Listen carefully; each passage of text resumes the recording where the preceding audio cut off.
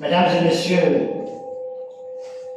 je vous demande avec humilité de vous lever et nous observions une minute de silence à la mémoire des victimes de cette guerre qui nous a été imposée.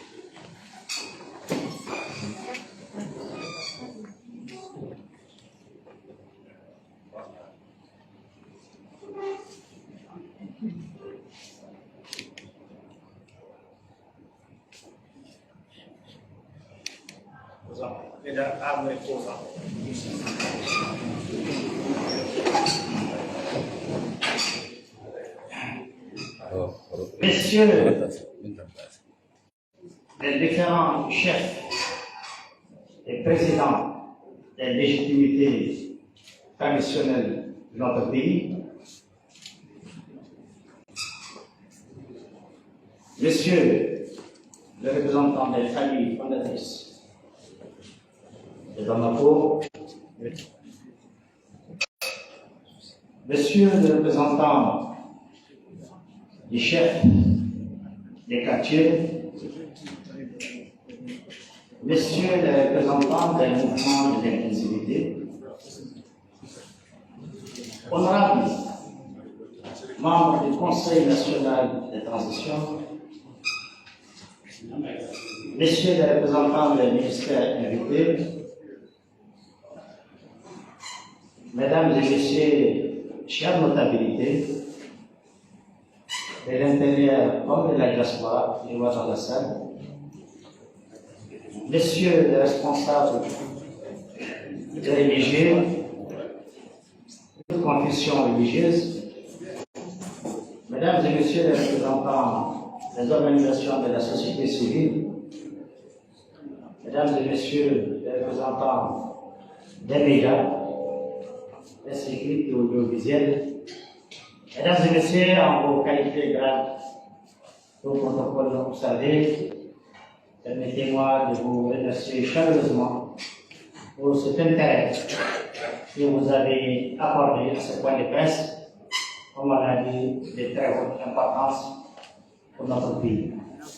Merci. En effet, mesdames et messieurs, ce point de presse a été convié dans l'urgence. Pourquoi dans l'urgence? Parce que depuis une semaine ou un peu plus, il y a plusieurs messages, des vocaux, des écrits qui appellent à une psychose, aussi bien à Bamako qu'à l'intérieur de notre pays.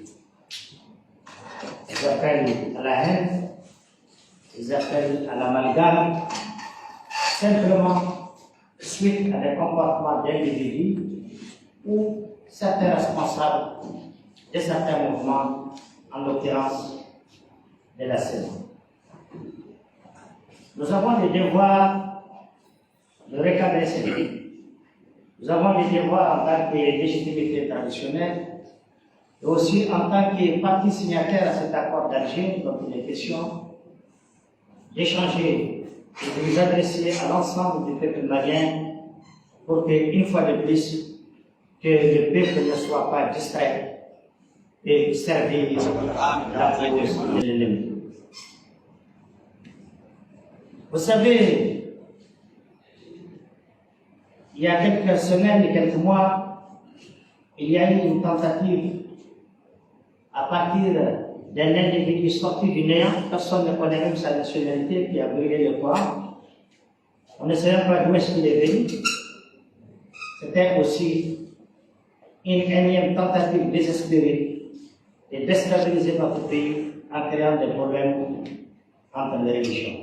Et par la grâce de Dieu, grâce à la résilience du peuple malien et de son engagement pour sa solidarité, pour sa cohésion, cette tentative malicieuse de l'ennemi a échoué.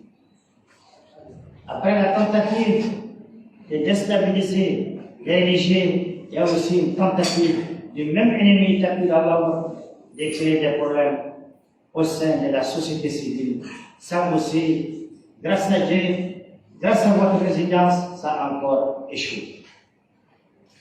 Et maintenant, suite à des communications, souvent même très mal interprétées, est très souvent déplacée de leur contexte et dans le seul dessein de créer des embrouilles au Mali, certains tentent aujourd'hui d'exploiter ces communications de certains responsables de la SEMA qui n'engagent que leur personne pour encore tenter de créer une psychose, un problème entre les couleurs, entre les communautés, entre les ethnies.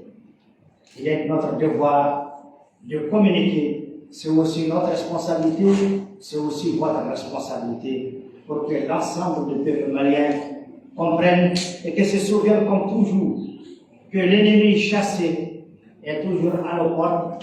Il continue à manipuler, il continue à tirer des ficelles, souvent dans notre société civile, souvent parmi nos religieux, souvent parmi nos cadres, souvent parmi nos partis, souvent même parmi les mouvements signataires. Il nous appartient, à chaque fois que cette situation se présente, le peuple malien résilient doit se sentir uni dans ses diversités, dans ses religions, dans ses appartenances, dans toutes ses différences face à l'ennemi. Et c'est ça l'objet de ce point de presse. Pour qu'encore une fois de plus, le peuple ne soit pas distrait, et ceux qui sont manipulés, qui envoient ces messages vocaux pour créer la psychose, l'amalgame, qui comprennent déjà, à partir de ce 8 février, leur tentative d'être encore vouée à l'échec.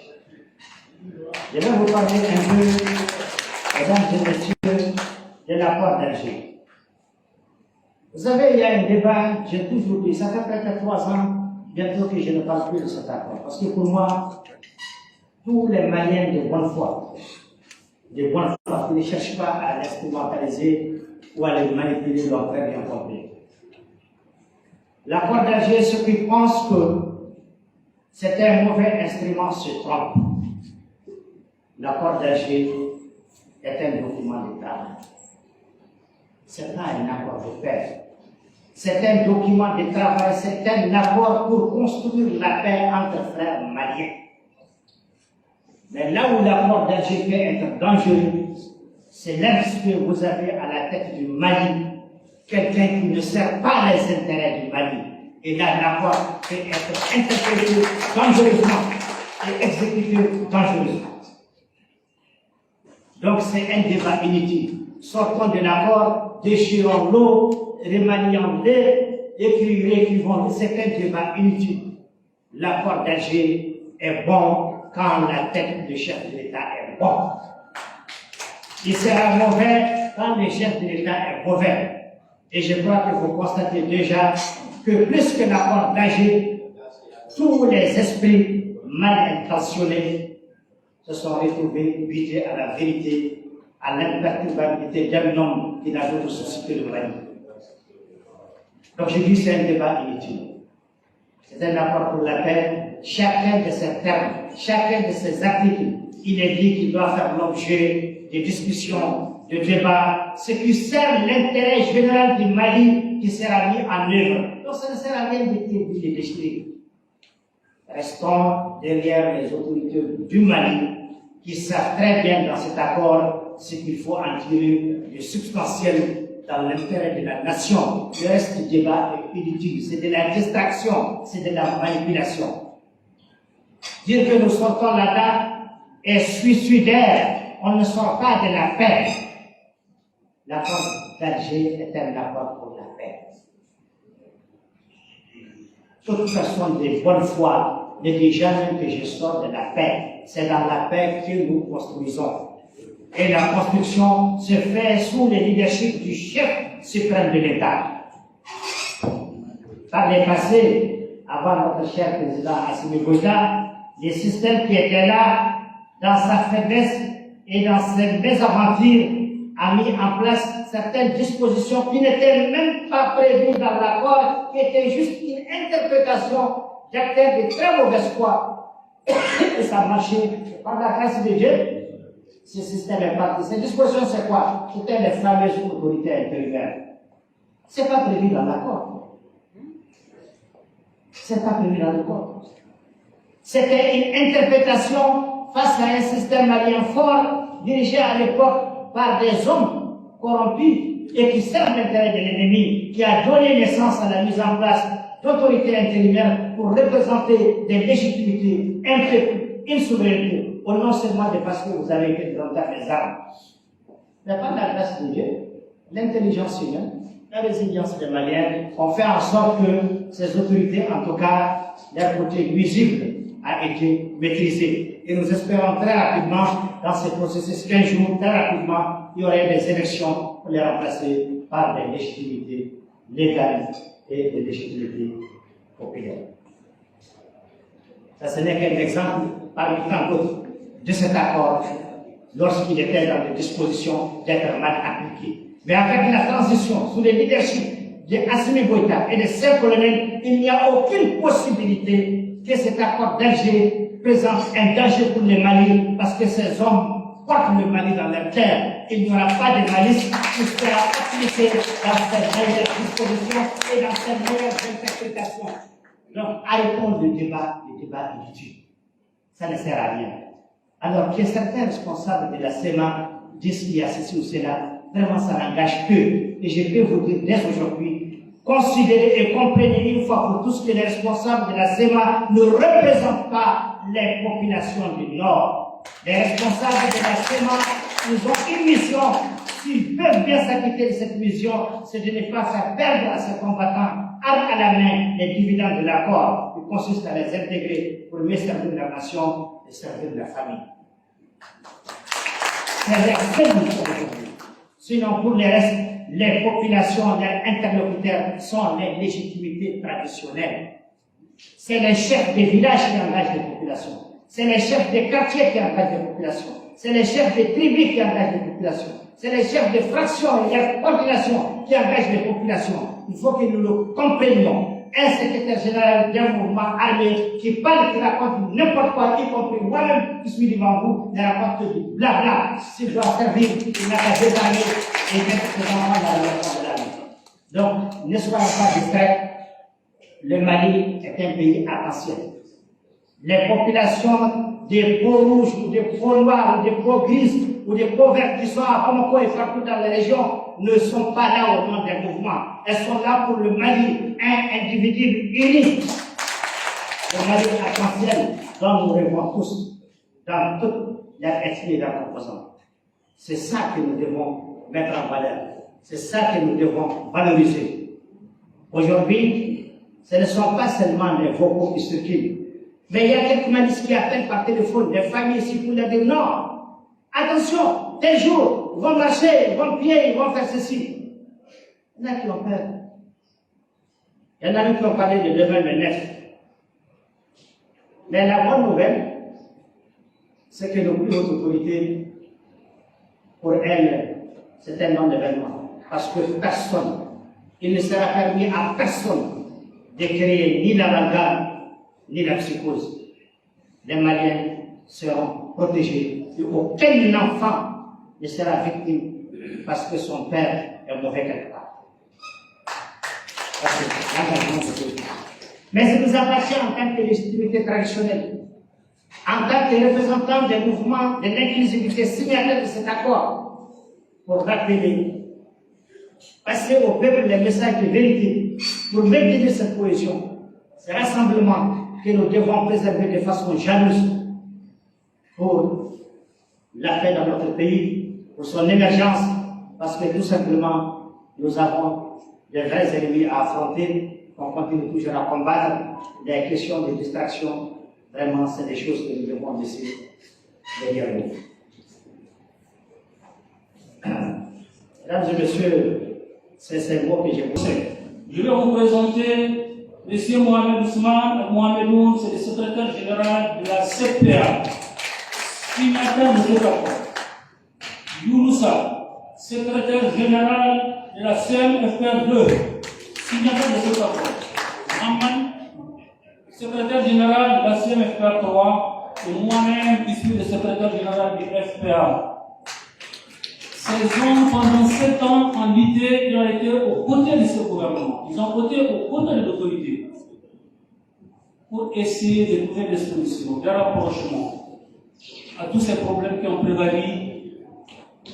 Donc, ils ne sont pas dans une nouvelle course, ils ne sont pas dans un nouveau élan, c'est un élan auquel ils sont habitués depuis 7 ans.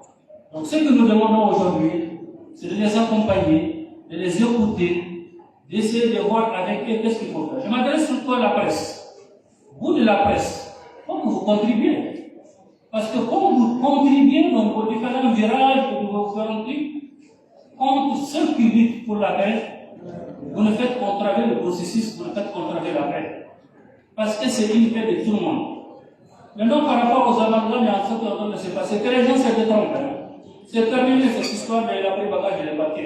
Que vous le voulez ou pas, ce pays, c'est notre pays. Et ce pays-là, vous n'avez pas pu vous laisser la part, parce que c'est notre pays. Hein.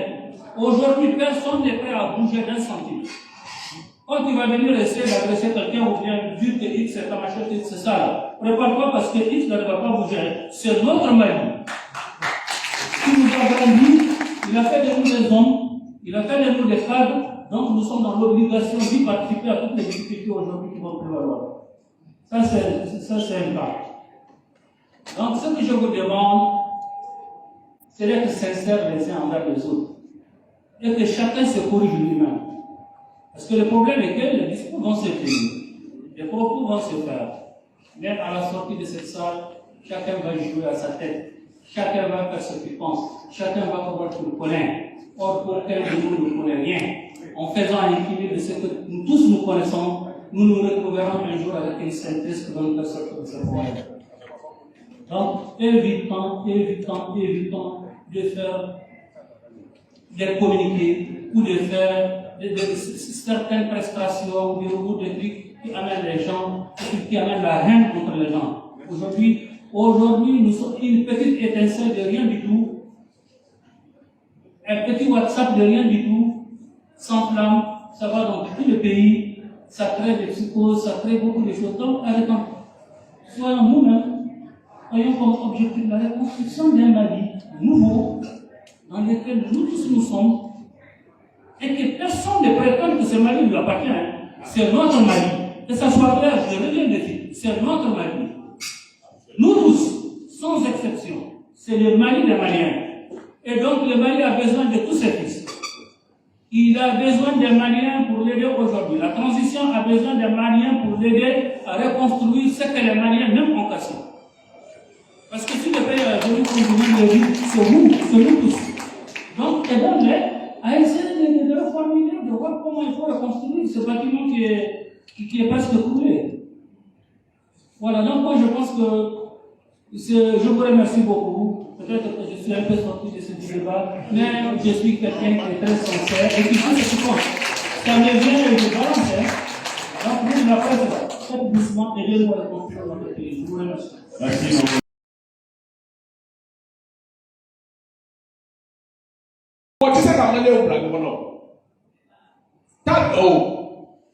Il y a une grande famille qui est à Gao. Où tu es faut une corporate. Mais au Sénat, Gao, tu vas avec Sonia Liberta, histoire là. Quelle est ce cadeau nord du sud ni non tchétcholi? Quelle est ce cadeau centre du sud ni non tchétcholi? Madame la Kaoudi. Michikolo mi bambolo. Ni ma ni ba fait kana anga du non fait. Mais quand David l'a dit qu'il va à Kolo dans ma tête de l'eau. Ni bien David l'a avec des affaires.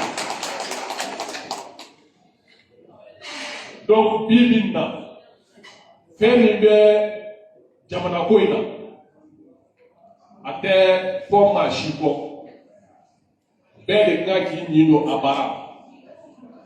Et nous, Coco, Fima ou Tabe, Coca Gemma ou Nebomako. Okma, Asimu Goita, bien à la présence, Asimu Goita, Babuso Piwa. Adi Asimu Goita, Buso Pai Goy.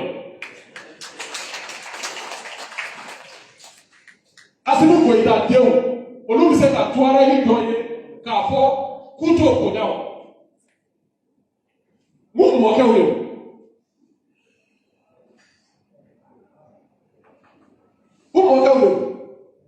les bons présidents de la transition sont les Touaregs. Après vous foignez, qu'est-ce qui après vous le foignez quand même vous gagnez? Ante Sabadi. Officier supérieur de Tolbe, cadre de Tolbe, Mali Kolobi, ni même ce que Touaregs, Oya Araboué. Et ces enfants-là, comment on va les traiter?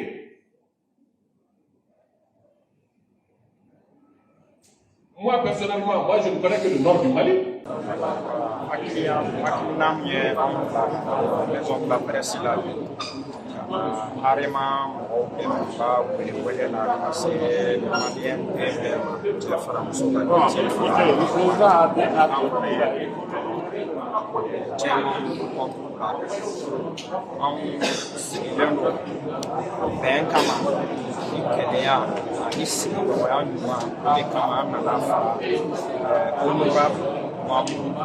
Usman Mohamed Bin Khan anaga Jamaica misali mono ya mi deme ma folila o ya anana deme para kono sa sigile ambe ko be anga sigi nyonga anga ga kene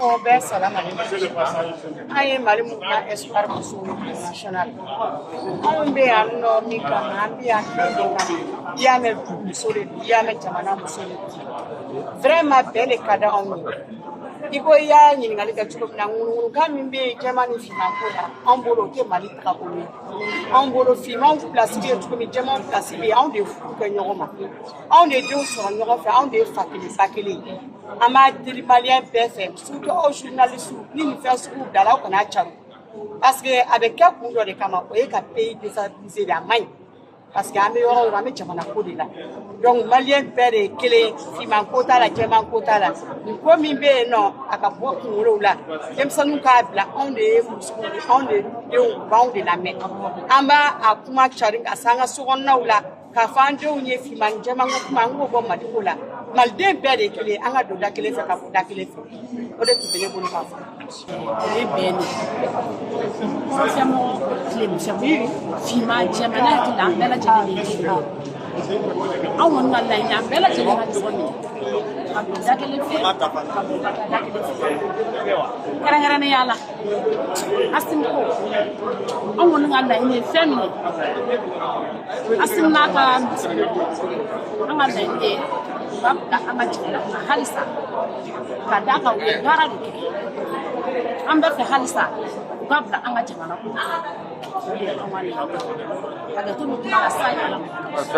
Njala au nisonjala un mouvement Mali Espoir communautaire, un mouvement Mali Espoir national en nisonjala kadaka en associera barena parce que où y a do Mam ni organisé ni arima mo ya do mouvement Mali Espoir et reka ko bela jele Mali ko di on même mam yera soutien aka barala le assigné le colonel parce que le président de la transition a ma pareil que dans la fala ko Mali do donc mo ko Mali do na on ya yere yebo aduna ta ni mana na ka na fin poser ko Mali demain ko Mali tanye on va faire alhamdulillah on veut fouler la bela jele Mama Seida, un chef traditionnel, de légitimité traditionnelle, un dîner yéma, un peu fourni pour la Beladjilema, Kadaka, une fois, un permo capital, face au fait, dîner d'origine.